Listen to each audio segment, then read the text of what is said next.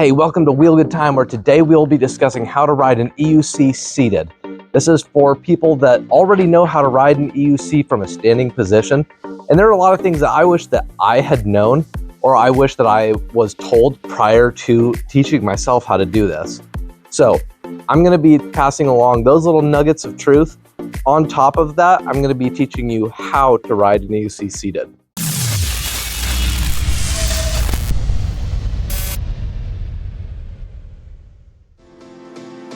Alright, so if you want to just skip to the instructions, skip to right here.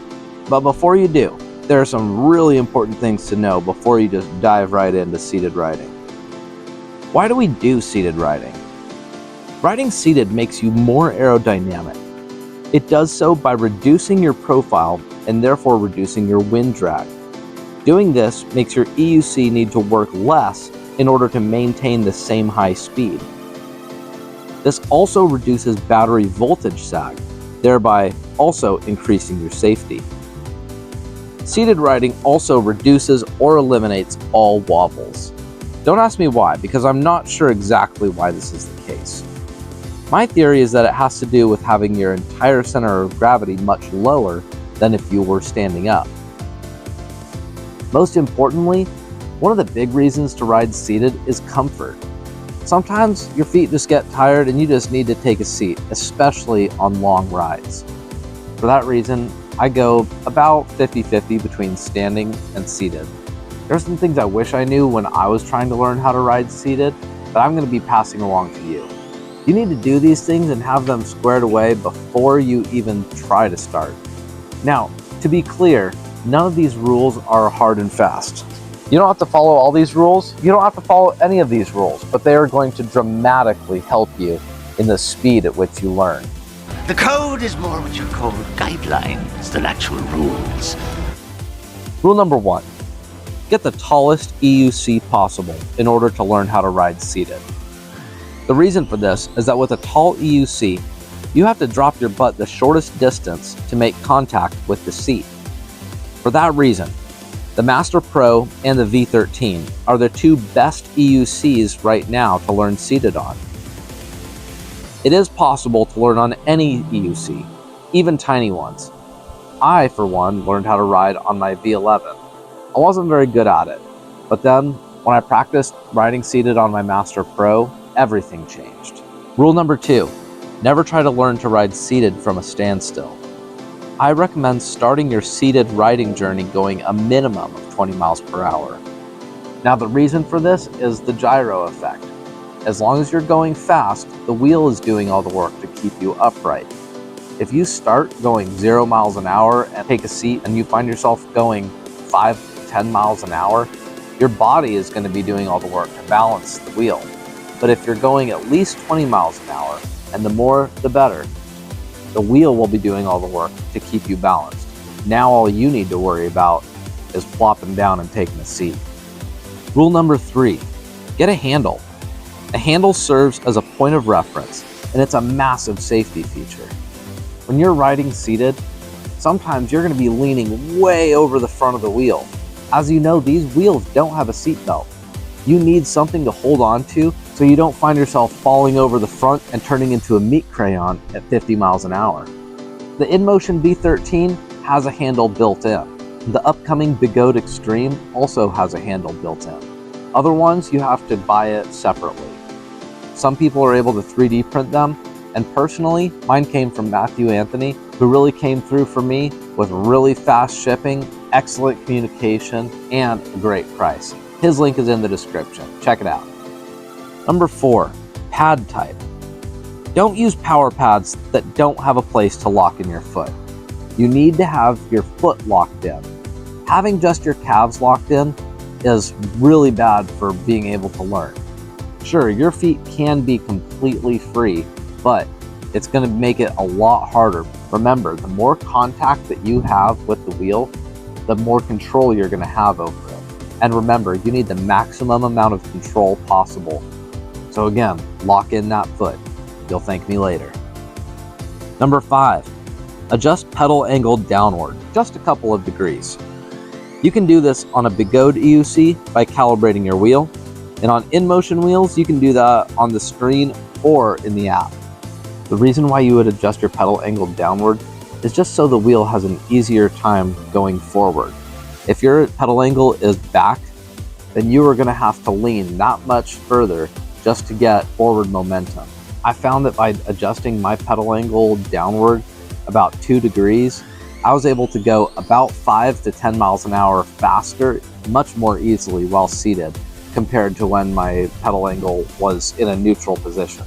Now there are 2 primary seated riding styles, the splits and the number 2.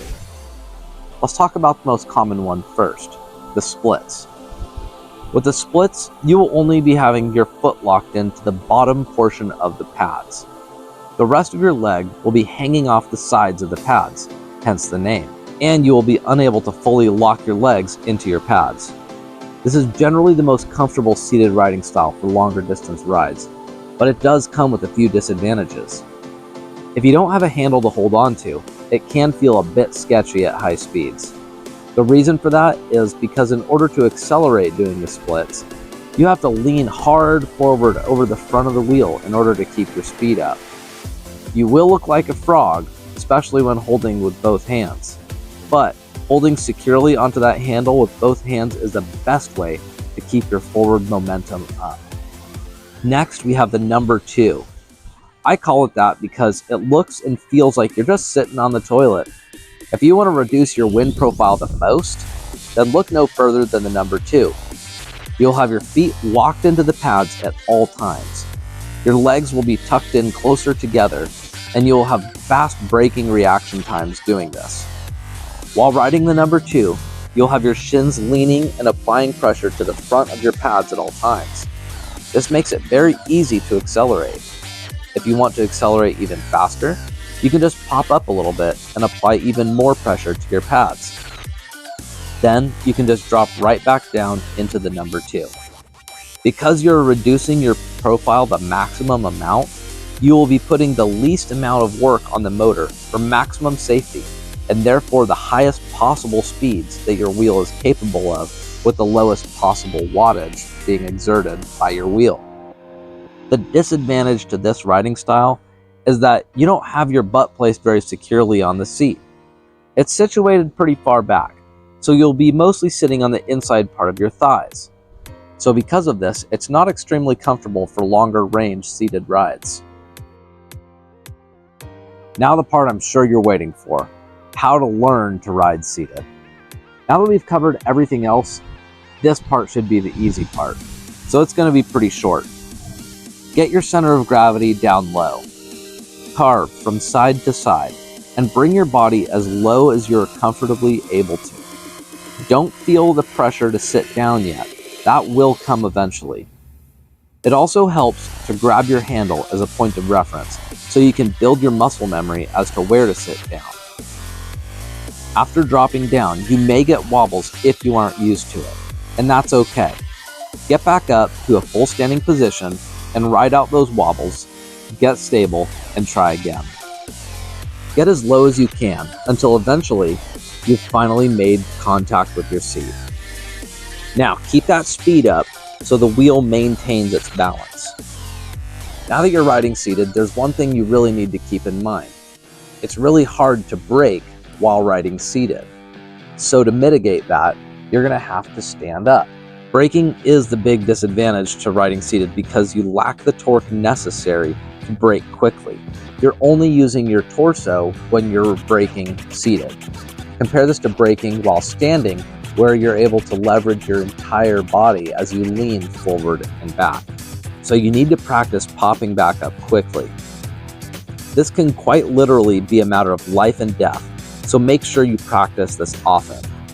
When you're riding the splits, your legs will need to re-enter the pads, making braking speed reaction time a bit slower than riding the number 2. If you have a handle that you're already holding on to, then your braking speed reaction time can be much faster. Remember, the more points of contact that you have with your wheel, the safer you are and the faster you will be able to react in an emergency, and the more minute control you'll have over your EUC. Now this may go without saying, but stay light on your butt. You don't want to be a sack of potatoes while riding seated. Don't put all of your weight directly on the seat. A lot of your weight needs to be situated on your feet so you can be ready to pop up or move from side to side. When a gust of wind comes, you need to lean from side to side and sometimes hang your body over the side of your wheel, especially with larger and heavier EUCs. That's it. This completes the tutorial. I hope these little things that I was able to pass on to you will help you in learning how to ride seated. Thank you so much for joining me today for a discussion about seated riding. Please remember to like and subscribe because it motivates me so much more to make good content for you. Thanks for joining me.